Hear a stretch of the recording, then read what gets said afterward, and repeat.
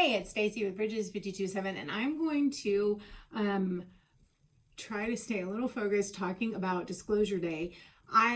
It is an alien movie from Spielberg, but it feels pretty earthy. I mean, there's aliens in it, but it's not like Alien, right?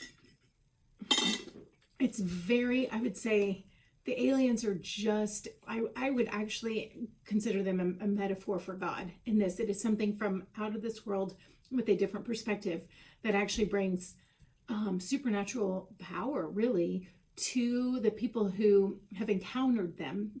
Not just believe, but like when they have a personal encounter with the aliens, their understanding is unlocked and transformed, and they walk in a different kind of power. That's the Christian life, right? So let's look at this as a metaphor, and I'm going to focus on one key thing. And to do that, I'm actually going to back up and not talk about the movie from it. I'm talking about a documentary that I saw a while back about training dogs, of all things, something along those. I think it was like seeing eye dogs or something. And I don't remember a whole lot about it. What I do remember is right at the beginning, they were kind of unlocking. They said, we were always told survival of the fittest, and that was kind of the Freudian landscape that we grew up in. And whether or not you're Christian, everybody's heard this survival of the fittest mindset about that is the ultimate law of nature, right? And in this movie, they were like, actually, in the documentary, they're like, we have discovered that kindness actually goes gangbusters in the world. And I think that was the word they said about gangbusters, right? Like, it's far more effective at proliferating a species than survival of the fittest. And I was so arrested by that. And they talked about like how wolves, if you're a predator, other people are scared of you. Now everybody's got to protect themselves from the thing they fear. So then you start hurting something else, right? But like then they talked about some wolf was, again, this perspective from this documentary, but the point is well made, whether or not I agree with their whole perspective on how it happened. But they're like, so some wolf said, my gosh, these guys have food. What if I didn't attack them and steal the food? What if I went and became friends with them? And suddenly, like, the wolf starts being less attacking and starts recognizing that they've got food. And now they've got domesticated dogs, right? And now domesticated dogs have gone wild. Speaking of which, mine is being awfully noisy right now. She's crying because I took the ball away. Anyways, so it's they became now everybody's got domestic dogs, and they survive much better because they're not aggressive. In fact, the ones that get put down are the ones that are aggressive because we have to protect ourselves from them. So they were talking about just how many species actually work together.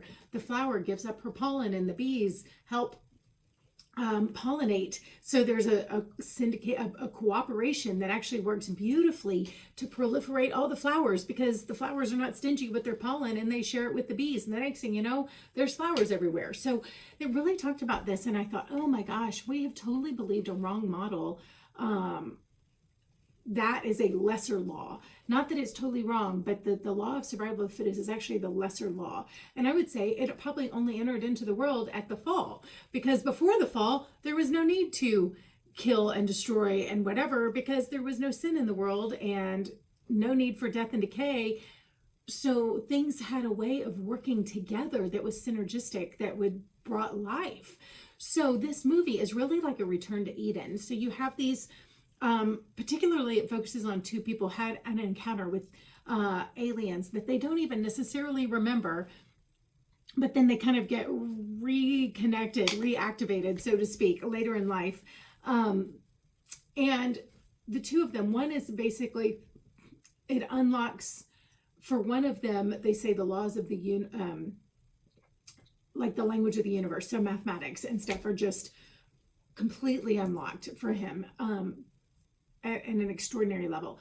But for her, for Emily Blunt's character, and she's kind of the one who kicks things off, it's actually the language of humanity, and it's love. She gets the gift of empathy. Daisy, you need to stop. She gets the gift of empathy. And so it is super interesting to me. Again, go back to that documentary talking about how kindness is actually the most successful, strong force in the universe. That is what this movie is saying, because she walks into places where people are complete enemies, And she would just look at them with such love and compassion and immediately have like a prophetic word because she could see and understand stuff and know what they needed to heal. So that she could go to their deepest wound and say, oh my gosh, I'm so sorry. They wanted to tell you this. Or she would be able to speak into it in a way that immediately disarmed and healed something, and they would just be dumbfounded because they didn't know how much they needed to hear that. And then once that was said, it was like they were so disarmed. And here's what is arresting about this to me, that the Bible says perfect love casts out fear. There is no need. The enemies are no longer, when that love comes in and heals the wound, there's nothing to protect anymore. Now they're not afraid. And I think all the issues of power and control and meanness and things on the earth are all a result of a place in them that is not perfected in love.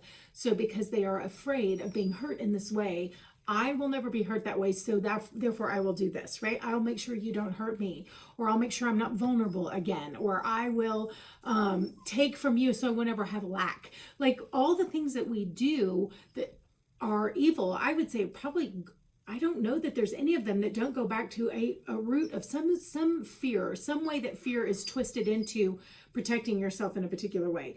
So the fear comes in, twist things, and then we act out in a way to keep from being vulnerable. So when love shows up, there's no need to do that anymore, because once you know you're perfectly loved and there's healing there, you don't have to protect the wound anymore. So all of her enemies were disarmed by loving, like kind of a prophetic word that she could walk up, speak to someone, and it wasn't just the truth, but it was like she would see them with such empathy and such care that it just undid every one of her enemies. So I loved this movie because I think it is such a beautiful understanding of what it is like when, and oh my gosh, I need to grow in this, but when the light of love shows up in our own hearts, how we learn to see other people differently, how we learn to have grace for even our enemies, how we learn to, it unlocks the keys of the universe, honestly.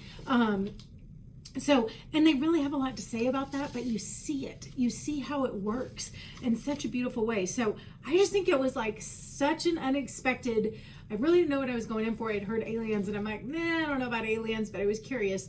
It was so profound and so powerful and so hopeful and so akin to the gospel message that I think it was like absolutely worth seeing. And then hopefully this will help unlock conversations so that when you go, you don't just come away going, that was cool, but you can actually come away going, oh my gosh, this is Jesus. This is why we need him. This is what he does for people. This is the truth that he brings.